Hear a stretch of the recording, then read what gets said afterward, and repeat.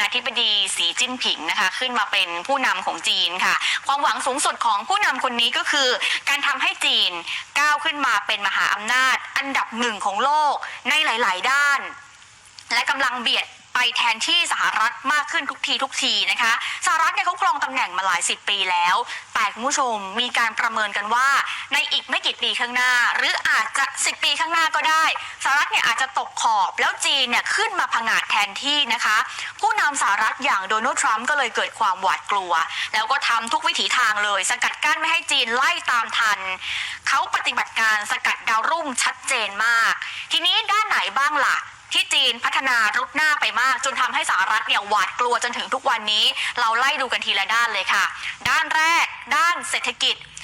ต้องยอมรับนะคุณผู้ชมว่าจีนเนี่ยพัฒนาเศรษฐกิจอย่างต่อเนื่องแล้วเติบโตแบบก้าวกระโดด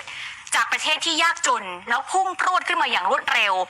ขนาดเศรษฐกิจของจีนเนี่ยใหญ่แซงหน้าญี่ปุ่นไปแล้วจนเป็นประเทศที่มีขนาดเศรษฐกิจใหญ่เป็นอันดับ2ของโลกตั้งแต่ปี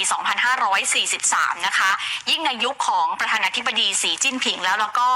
การดำเนินนโยบายด้านเศรษฐกิจเนี่ยเป็นเศรษฐกิจเชิงรุกค่ะแล้วรุกหนักด้วยหลายฝ่ายเนี่ยเชื่อว่าจีนกำลังจะแซงหน้าสหรัฐจนกลายเป็นเบอร์ 1ของโลกในอีกไม่กี่ปีข้างหน้าบางคนนี่ถึงกับบอกเลยนะคะว่าอีกไม่นานเนี่ยจีนเนี่ยจะเขี่ยสหรัฐให้ตกไปอยู่อันดับที่2ภายในปี 2568 จะจริงหรือเปล่าเนี่ยไม่แน่ใจคุณผู้ชมเดี๋ยวเรารอดูไปพร้อมๆกันนะคะทีนี้เนี่ยการวิเคราะห์ของนักวิเคราะห์ก็เลยมองรู้สึกว่าไม่แปลกใจเลยที่สหรัฐต้องพยายามทำทุกวิถีทางที่จะยับยั้งไม่ให้จีนเจริญก้าวหน้าทรัมป์ก็เลยไปหยิบเอามาตรการกีดกันทางการค้ามาเล่นงานแล้วก็กลายเป็นสงครามการค้าที่บานปลายจนถึงทุกวันนี้ค่ะนี่คือด้านเศรษฐกิจนะคะทีนี้ไปดูด้านเทคโนโลยีกันบ้างเทคโนโลยีเนี่ยจะสังเกตเห็นเลยว่าช่วงหลังๆจีนเร่งพัฒนาเทคโนโลยีอย่างต่อเนื่องเพื่อให้ขึ้นมาเป็นผู้นำแถวหน้าของโลกทุ่มงบประมาณมหาศาลเลยถึงขั้นออกนโยบาย Made in China 2025 เป็นนโยบายที่พัฒนาสินค้าเทคโนโลยี10 ชนิดค่ะเอา10 ชนิดที่ว่านี้มีอะไรบ้างหุ่นยนต์เครื่องบินการต่อเรือ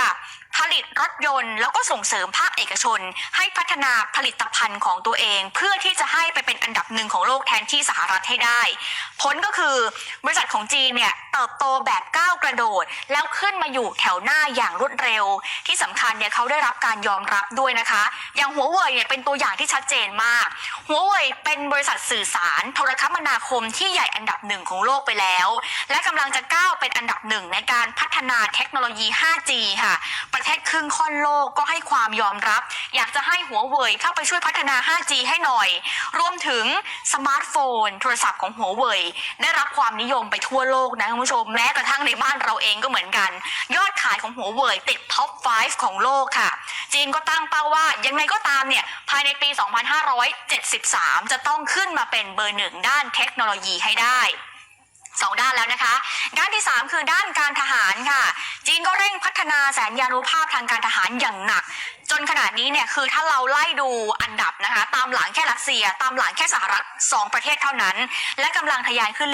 เรื่อยๆสามารถสร้างเครื่องบินรบที่ล้ำหน้าของตัวเองได้แล้วสร้างเรือบรรทุกเครื่องบินก็ได้แล้วปฏิรูปกองทัพให้ก้าวหน้านำสมัยและกำลังพลมีคุณภาพด้วยค่ะจีนก็พยายามที่จะแผ่อิทธิพลทางการทหารเข้าไปยังภูมิภาคต่างๆของโลกอย่างเช่นเข้าไปสร้างฐานทัพเรือนอกภูมิภาคในประเทศจิบูติในทวีปแอฟริกาพยายามไปถมทะเลสร้างเกาะเทียมในทะเลจีนใต้เพื่อใช้เป็นฐานทัพแล้วว่ากันว่านะคะขณะนี้แสนยานุภาพทางทหารของจีนในเอเชียสหรัฐเนี่ยเทียบไม่ติดแล้วนะคุณผู้ชมแม้แต่ทหารแม้แต่ยุทโธปกรณ์ของสหรัฐที่ประจำการอยู่ในประเทศพันธมิตรต่างๆก็แทบจะไม่มีทางสู้จีนได้เลยแล้วเชื่อกันว่าจีนเนี่ยจะแซงหน้าสหรัฐขึ้นมาเป็นมหาอำนาจด้านทหารภายในปี 2578 ค่ะ